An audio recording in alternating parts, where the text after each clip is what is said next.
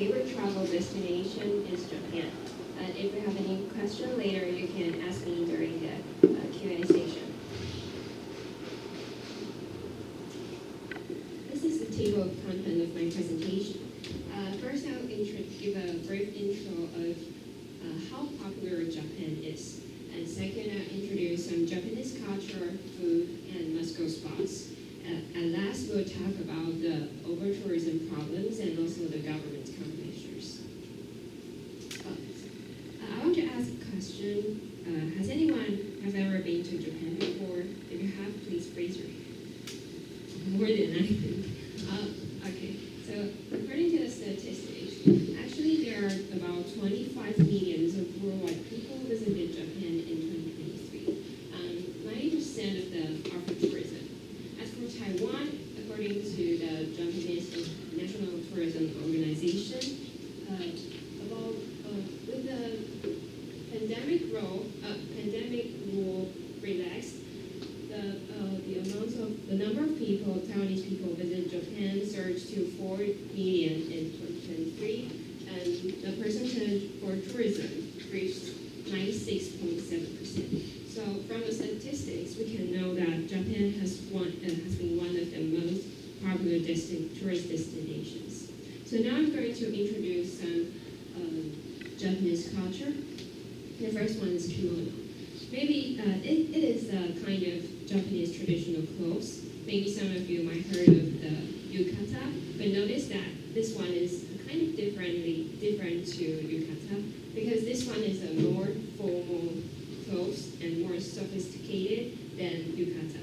Yukata is often, Japanese people often wear yukata in summer festival or after they take a bath, but kimono is often worn when they are attending a more formal occasion. The second one is geisha. Geishas are field performers who dress in kimono and paint their face white to receive visitors. The third one is shrine. Shrine is a religious place in Japan, but notice that it is different from a temple. Shrine, also the manner of visiting shrine and temple are different. It is very important not to mistake them together because if you do it wrong in Japan, it is very impolite. And the fourth one is Matsuri. It is actually a summer festival in Japan. You can see performances or some stalls selling snacks, authentic snacks, or sometimes they may have a firework. The fifth one is Hanami. This activity often takes place in maybe March to April. Japanese people may have a picnic with their families or friends under a cherry blossom tree to view the blooming of cherry blossoms. The last one is Sato.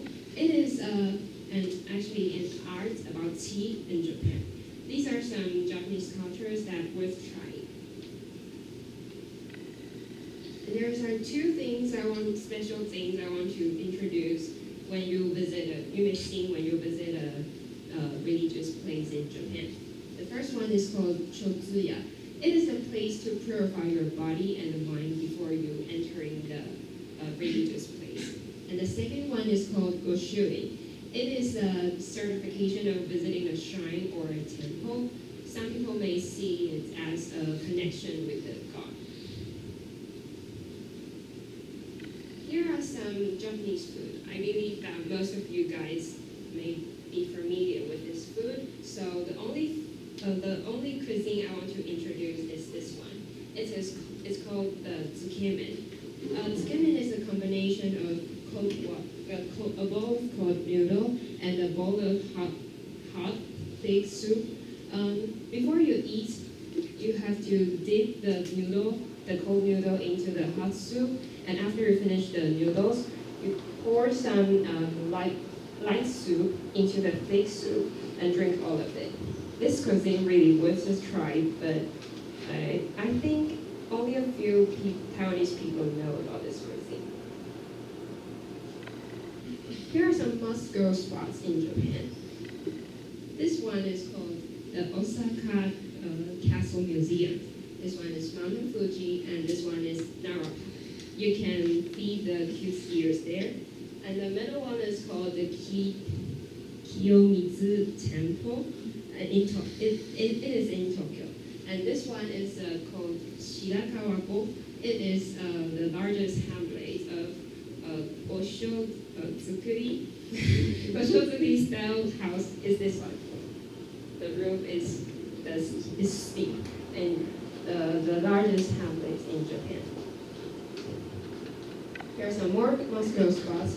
The first one is called Dotonbori. It's a shopping district and shopping street in Osaka. It is famous for this banner, Guriko Runner. And this one is the Tokyo Skytree. This one is Sensoji Temple, and this one is the Tokyo Tower. The last one is called the Kabukicho. It is a red light district in Shinjuku.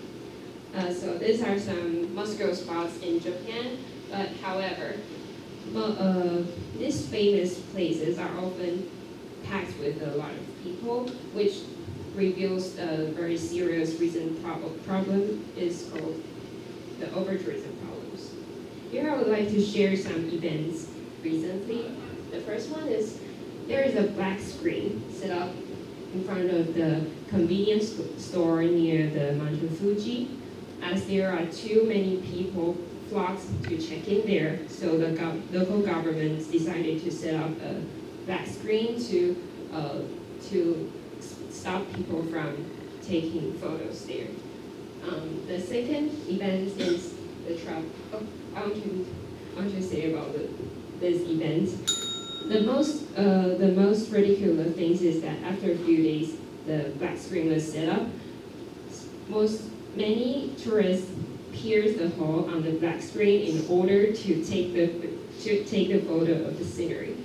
And the second event is about the traffic problem of the railway crossing in Kamakura due to the viral incident. Since I have been there in the summer vacation, so I can show you guys what I have seen. In fact, there is actually not only many cars crossing the railways all the time, but also there are many visitors who want to take a picture of the animation-like scenery. So there is very dangerous because the tourists don't obey the traffic rules.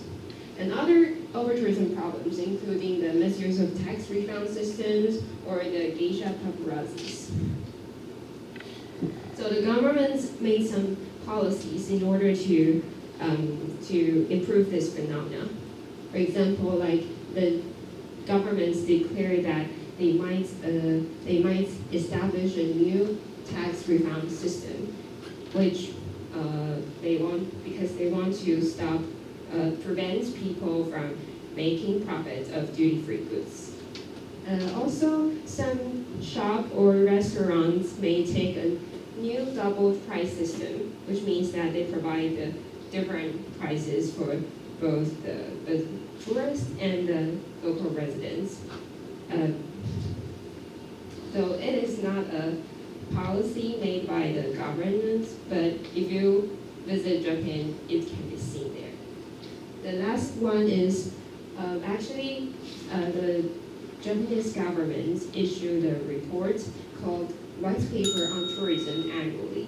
And in 2023, they select 20 regions as pioneer model regions to promote sustainable tourism by preventing and curbing the over-tourism. And that is my, in conclusion, I think there is no denying that tourism brings a large amount of economic benefits to Japan. However, it is a double-edged sword. With the increasing number of people visiting Japan, more and more over-tourism problem has occurred. I think we as tourists should be virtuous visitors, and we should restrict ourselves and obey the locals' rules. That's the end of my presentation. If you have any question, you can feel free to ask me.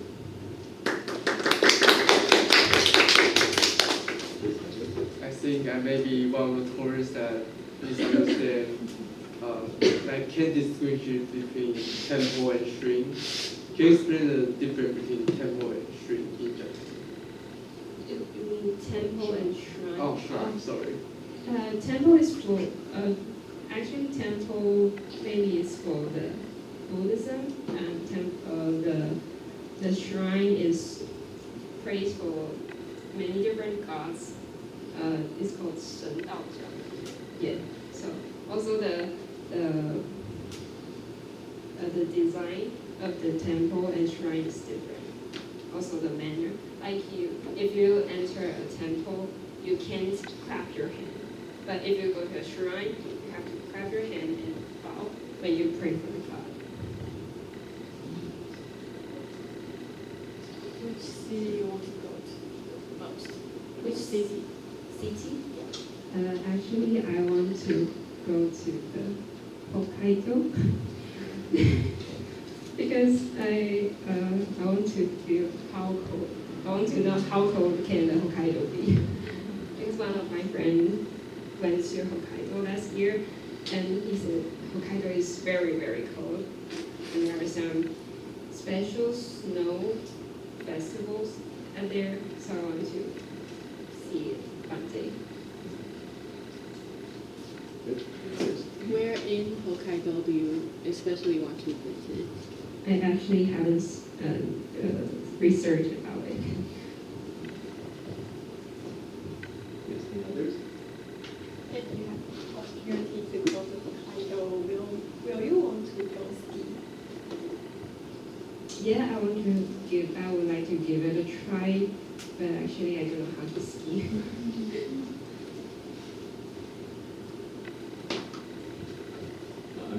So Japan as a travel destination has several famous cities, right, like Tokyo, Kyoto, Osaka, Sapporo. Which of the cities do you like the most? I think it's hard to choose because I think every city has its attractions. Yeah.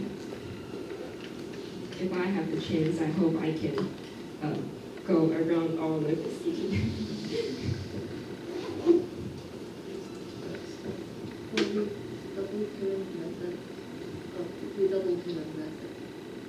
How do they help between tourists and locals? Like maybe tourists can play as locals actually. You mean the double price system? They may provide a higher price to visitors. How do they tell between tourists and locals? Tourists can pretend to be locals by speaking Japanese. Oh, actually, I haven't experienced this before, but according to some people say that they may provide a different menu for tourism for the tourists and the local residents. Yeah. I don't know how they distinguish between the visitors and the local residents. I think I can answer. Not sure. I did experience it, like for tuna sushi I went to. So I went to and say Japanese, right? So they think I'm a local. So they give me, of course, the Japanese review. And the next group is they are people from United States. Of course, they speak English. So they give them an English menu, and they sit right beside us. So I check the English menu just to check the item name. But then I saw the price. It's at least 50 and expensive than our menu. So it's around 10 NT expensive. What do you think about, like, because I saw some comments and also videos about the Western media or the Western tourists that went to Japan to travel, and they say the double price system is sort of a tourist scam. Tourist scam. I don't think it's a tourist scam because there's no denying that over-tourism has caused some problems and also make the prices in Japan rising. So I think it is reasonable to provide a different prices for tourism and local residents. If you go there, you will pay like as a visitor, or if you speak Japanese, if you are able to speak Japanese. Actually, I'm not able to speak Japanese. I mean, if you are able, and then would you pay as a visitor or a local resident? I would definitely pay as a visitors because I don't want to pretend as a local resident. Maybe just one quick question. Is it true that I think many tourists reflect that a lot of Japanese shops, I think people there are maybe less friendly than before when they're interacting with tourists? I think it depends, and because like I visited Japan this summer, some of the shopkeepers not really friendly to foreigners, and their face it's very I don't know how to describe, but they are not really friendly. But some shops they are really friendly to foreigners, and they are very willing to speak English to me.